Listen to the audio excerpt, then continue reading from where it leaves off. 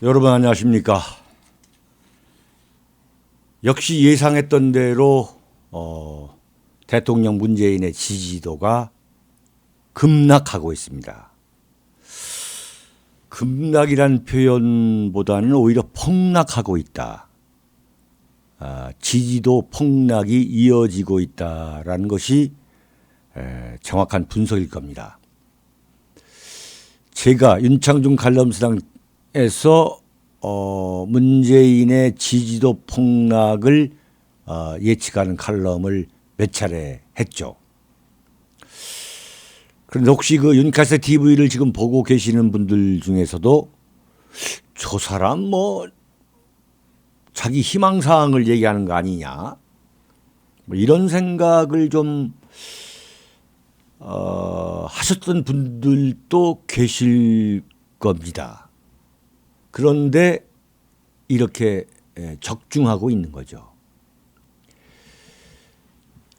작년 5월 취임 이후 최악이다. 대한민국 이 나팔수 언론들이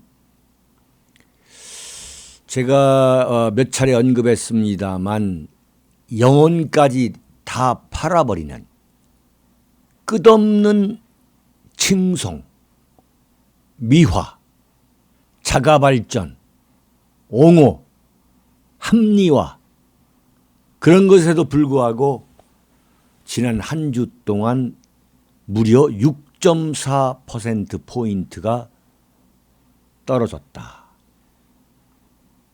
문재인의 국정 수행에 대해 긍정이라고 답한 답의 비율은 61.7%로 나타났다.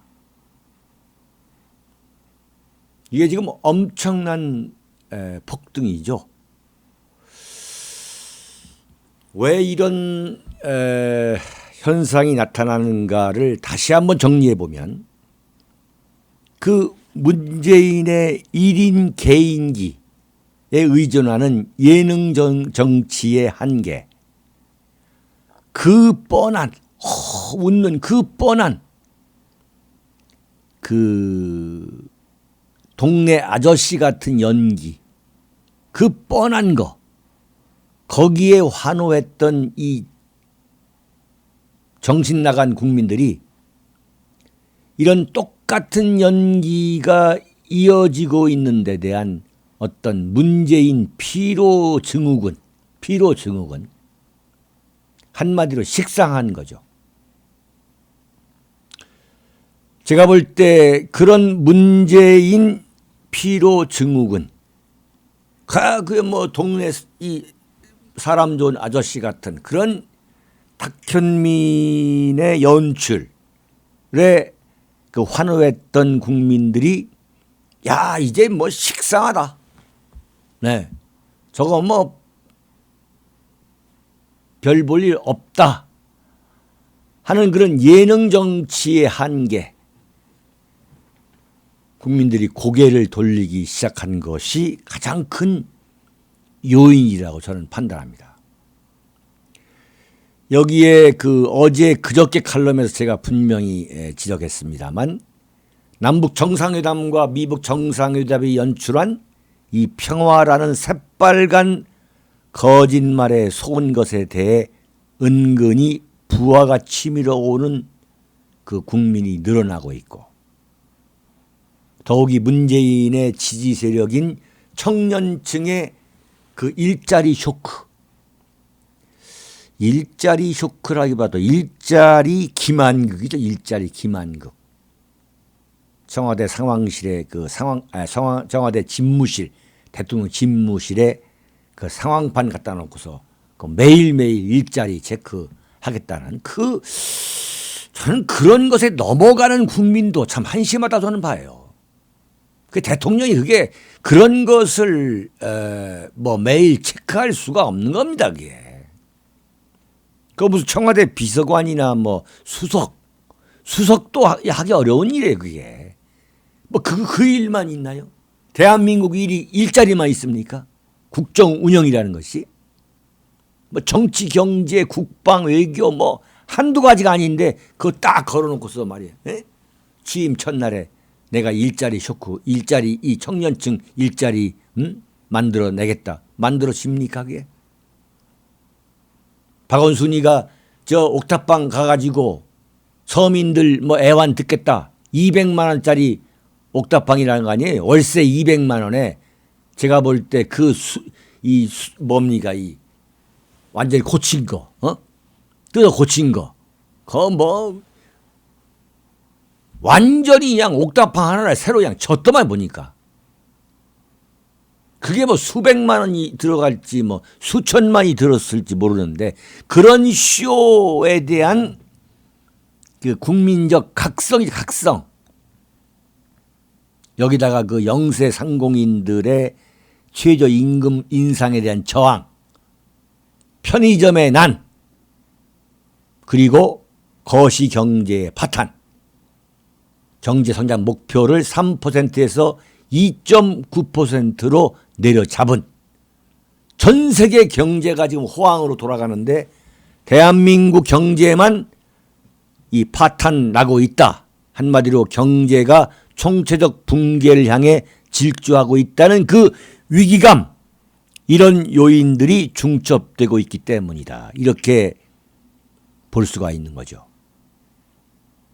왜 다시 한번 이 문재인 지지도의 그 원인에 대한 종합 분석을 시도하냐면 여기에 보수우파 정치 세력이 제기할 수 있는 가능성의 싹이 지금 트고 있다. 이걸 지금 제가 말씀드리기 위해서 오늘 칼럼을 하는 겁니다.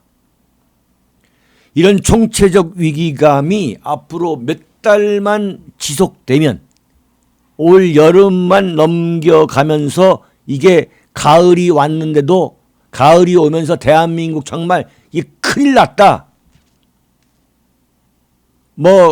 안보, 경제 다 무너지고 있다. 이런 이야기, 이런 그야말로 곡소리가 나오게 된다면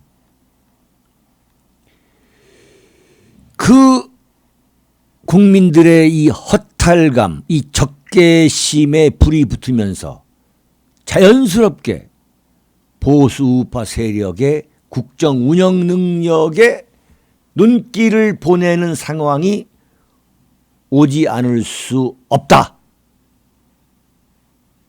저는 그렇게 전망합니다.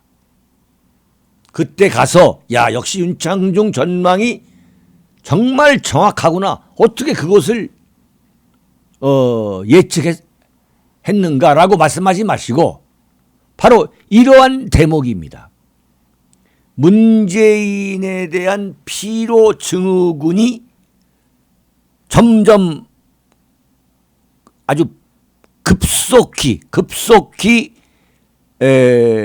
불이 붙으면서 국민들이 이게 우리가 좌파 정권을 선택해 봤더니 이거 국가를 책임질 수 있는 능력이 없구나. 이런 허탈감, 그리고 그로 인해 겪게 되는 그 피해, 그 피해로 인한 그 적개심, 여기에 불이 붙으면서 보수우파의 재기 가능성이 생기게 된다. 그런데 중요한 게 뭐냐? 그렇게 국민들이 보수우파 세력에 눈길을 주는 상황이 온다고 해서 보수우파가 재기하는 것은 아니다 이거죠. 보수우파 세력이 문재인 세력의 대안, 이 얼터너티브, 대안으로 인식될 수 있도록 준비를 해야 한다. 이거 준비를. 자유한국당, 그리고 지금 박근혜 대통령 지키기 위해서 지금 만들어진 대한애국당, 지금 준비를 해야 한다. 준비를. 그런 상황이 지금 2, 3개월 앞으로 다가오고 있다. 그러면 그때 우리가 대안이다라고 등장하기 위해서는 어떻게 되느냐. 지금 준비를 해야 된다.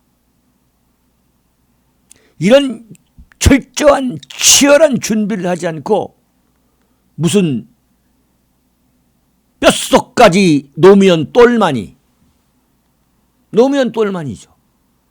그런 김병준을 뭐 양자로 데려와 가지고 입양해 가지고 이 좌클이 가는 흉내를 낸다?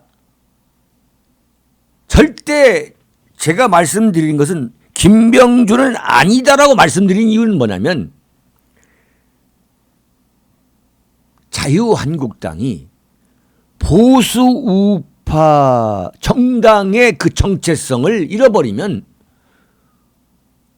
국민들이 왜 자유한국당을 찍겠냐 이거죠. 좌파 정당을 찍으려면 차라리 더불어민주당이나 정의당을 찍지 왜 자유한국당을 찍겠냐 이거죠. 따라서 자유한국당은 보수 우파의 정체성을 새롭게 가다듬는 것이 그게 살 길이지 좌파 흉내를 낸다고 해서 되는 게 아니라는 말이죠. 노무현의 똘마니, 노무현의 아이콘, 노무현 정부의 모든 정책을 다 만드는 그 설계사, 그 김병준을 데려와 가지고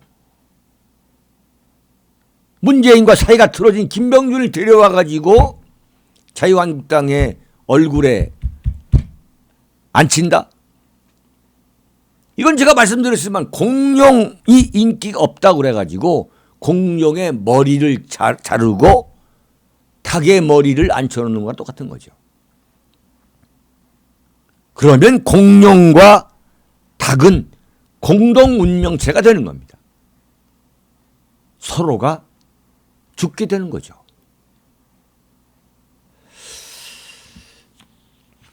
제가 무슨 뭐 김병준 교수에 대해서 무슨 억하심정이 있는 사람이 아닙니다.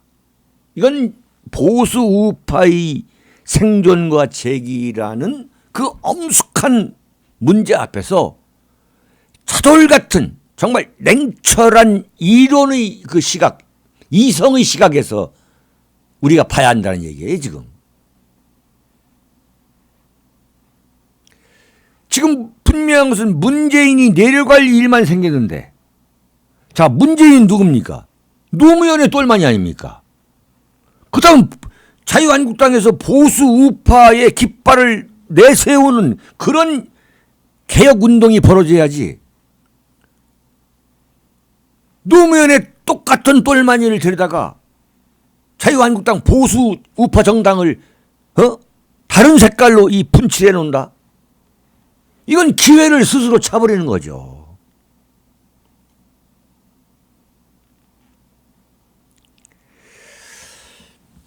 어쨌든 이 분명히 예측할 수 있는 것은 문통은 이제 내려갈 일만 남았고 여기에 보수우파 시민 세력, 시민단체, 자유한국당, 대한애국당 등이 어떻게 국민에게 감동을 줄 수 있는 그 방향과 내용으로 개혁을 하느냐.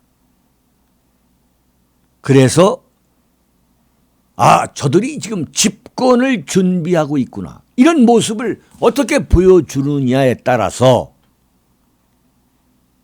자, 지금은 이렇게 비참하게 참 괴멸되어 있지만 기회라는 것은 어느 날 갑자기 오는 겁니다. 그래서 제가 지금 어느 날 갑자기 올 수 있는 그 기회를 낚아채기 위해서 준비를 해야 한다는 말씀을 드리는 거죠. 어느 날 갑자기 보수 우파 대망론이 급격히 고개를 들 수 있다. 이걸 제가 여러분들에게 지금 말씀드리기 위해서 지금 칼럼을 하는 겁니다. 그럼에도 불구하고 보수 우파 대망론을 우리가 결코 포기해서는 안 된다. 자, 또 이렇게 말씀드리면 에이 그럴 리가 있어. 보수파는 이제 죽었어. 이렇게 충분히 의심할 수 있는 그런 이야기죠. 그런데 정치라는 것은 하루아침에 전세가 역전되는 것입니다. 그게 정치인 것입니다. 준비하는 사람을 당할 수 없는 게 정치입니다. 준비하는 사람을 당할 수 없는 게, 준비하는 사람이 반드시 권력을 쟁취할 수 있도록 하는 게 정치예요. 제가 쭉 지켜보니까.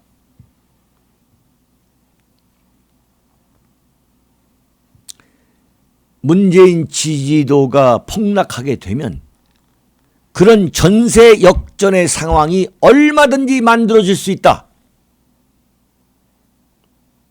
그런 상황에서 보수 우파 대망론, 보수 우파가 집권할 수 있다 라는 대망론이 나오게 하려면 기본적으로 보수 우파 세력이 지금과는 완전히 달라진 자세와 인식을 갖고 철저히 준비해야 한다.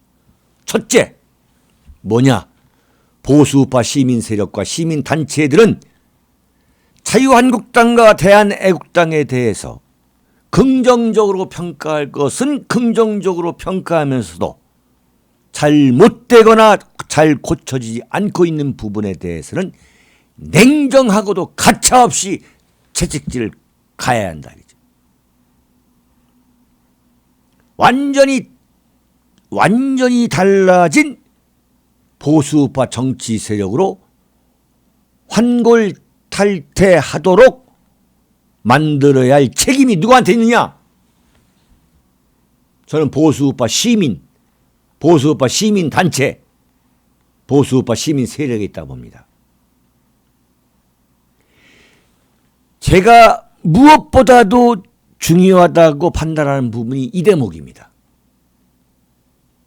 자유한국당과 이 대한애국당이 생긴 거 얼마 안 됐지만 못된 버르장머리가 있다면 완전히 그것을 고쳐놔야 할 책임이 누구 있냐? 보수우파 시민 세력, 시민 단체들에 있다.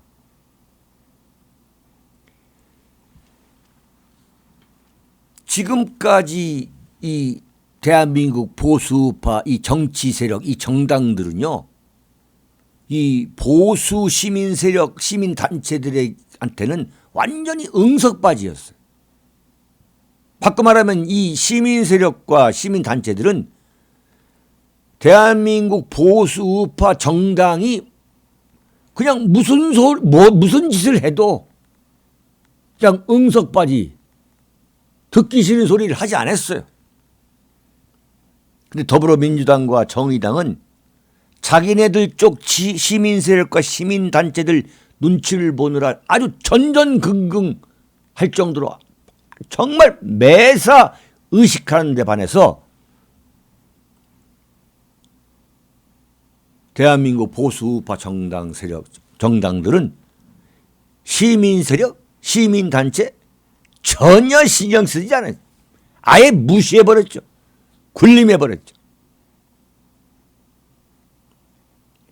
정작 표를 갖고 있는 게 누구냐? 시민 세력과 시민 단체들인데, 이게 시민 세력, 시민들에도 책임이 있는 겁니다.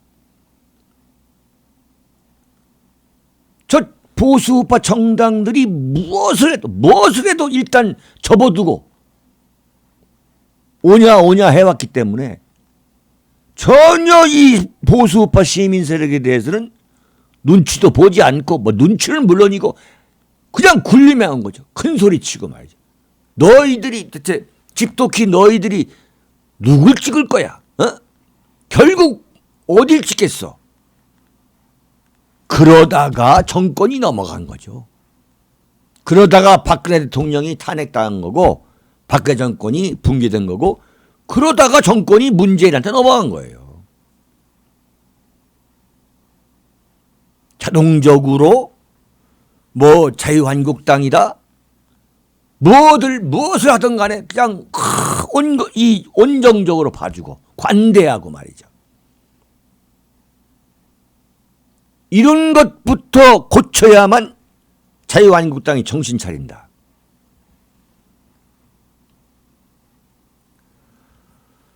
김병준 비대위원장 이야기 조금 더 하겠습니다.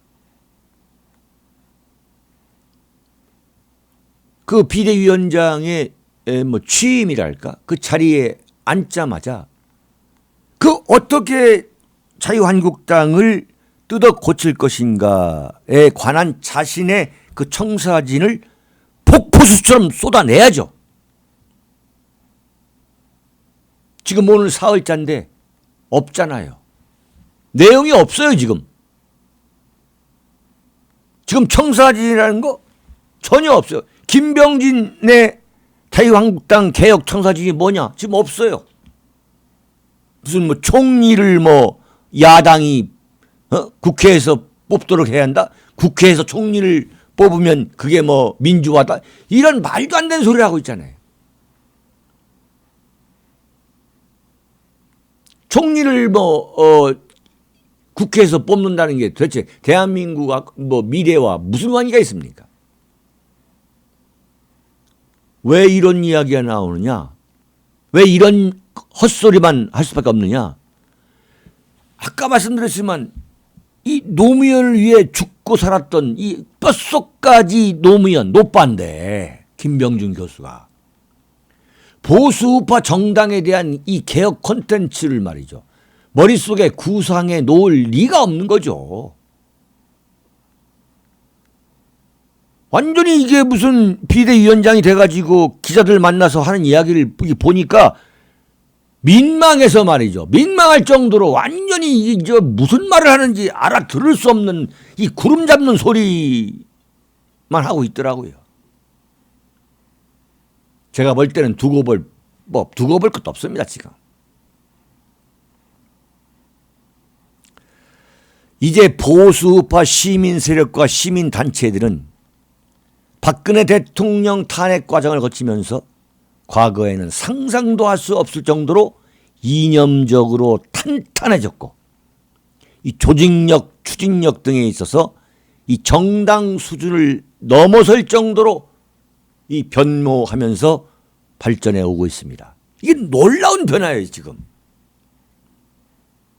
탄핵 이전처럼 보수우파 정치 세력들이 시민 세력을 자기네들의 참 시다바리 정도로 생각한다면 큰 오산이죠.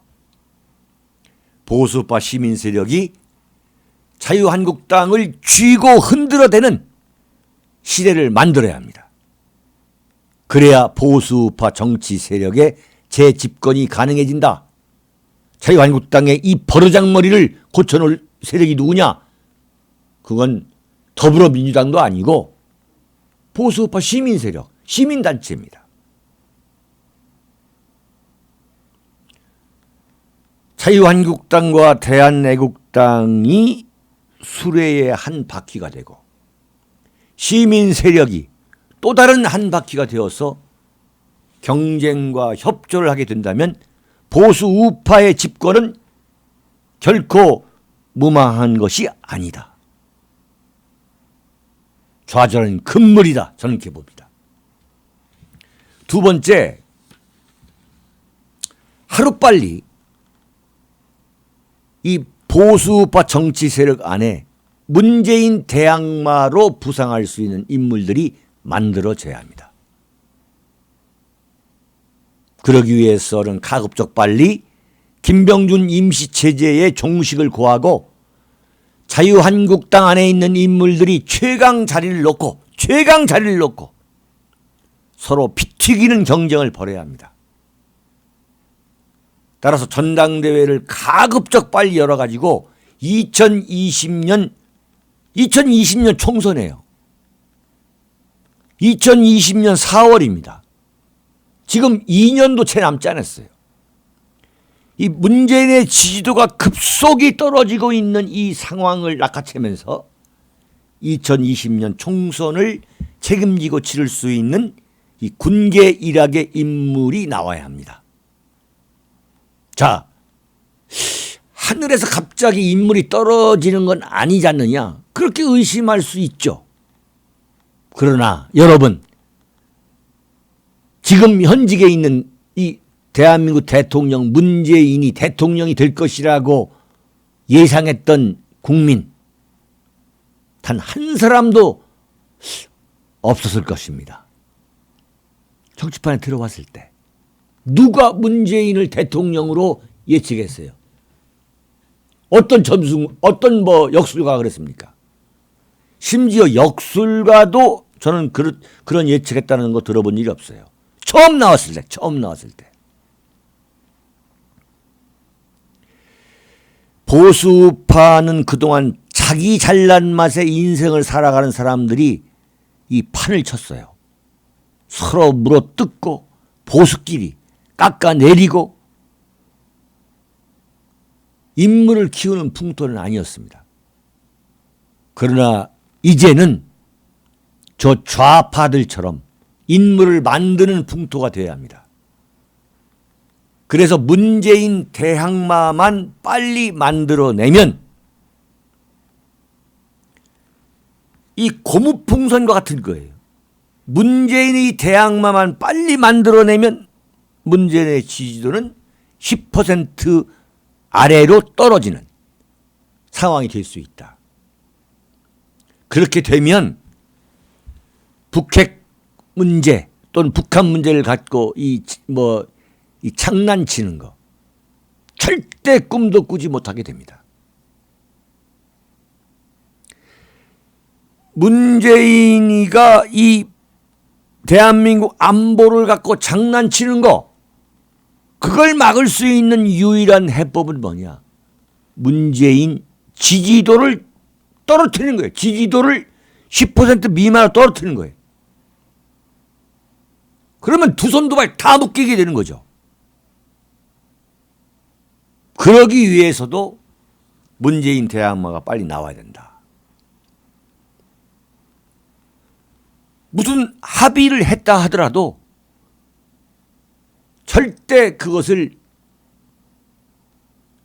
실행하지 못합니다. 왜? 국민이 무서워가지고. 국민의 80% 90%가 문재인 국정 운영이 잘못된 것이다 라고 부정적으로 평가를 하게 되는 상황이 되면 그냥 식물 대통령이 되는 거죠. 그러면서 보수우파 정당의 집권은 그 길이 열리게 되는 거죠. 세 번째. 그러니까 첫 번째는 뭡니까? 보수우파 시민 세력, 시민 단체가 자유한국당을 완전히 이끌어갈 수 있는 그런 시대를 만들어야 한다. 자유한국당을 그저 봐주는 게 아니라 완전히 쥐고 흔들고 가차없이 채찍을 가하는 김병준과 같은 그런 말도 안 되는 인명진 이런 식의 그런 말도 안 되는 발상은 도저히 용납을 못하고 철저하게 쥐고 흔드는 그 시대가 와야 된다. 두 번째, 문재인 대항마를 빨리 만들어야 한다. 세 번째 뭐냐? 더불어민주당을 뺨치고도 남을 정책 역량을 빨리 보여줘야 한다. 특히 안보와 경제 분야. 그 문재인 세력의 그 실력이 적나라하게 드러나고 있지 않습니까? 이 분야에 파고들어야 된다. 안보와 경제. 그래서 완전히 문재인 세력과는 차별화될 수 있는 그러한 정책 역량을 보이게 되면 이거 다음 정권은 정말로 보수우파 정권이 이 정치 세력이 잡아야겠다라는 국민의 의식 속에 큰 변화가 올 수 있는 거죠. 그렇게 되면 보수우파 이 대망론은 날개를 달게 됩니다. 이게 어려운 게 아니에요. 제가 볼 때는. 이런 준비들을 하게 된다면 여러분들이 지금 걱정하고 있는 그런 상황이 오지 않을 것이다. 소위 말하는 좌파의 영구 집권은 저는 오지 않는다고 보는 거죠. 단지 뭐냐? 준비를 하고 있어야 된다. 저는 보수 우파의 미래에 대해서 결코 절망한 적이 한 번도 없습니다. 치밀하게 준비를 한다면 얼마든지 보수 우파가 재기할 수 있다. 그 재기할 수 있는 날이 예상보다 빨리 올 수 있다. 저는 장담하고 싶습니다. 여러분, 여기서 마치겠습니다.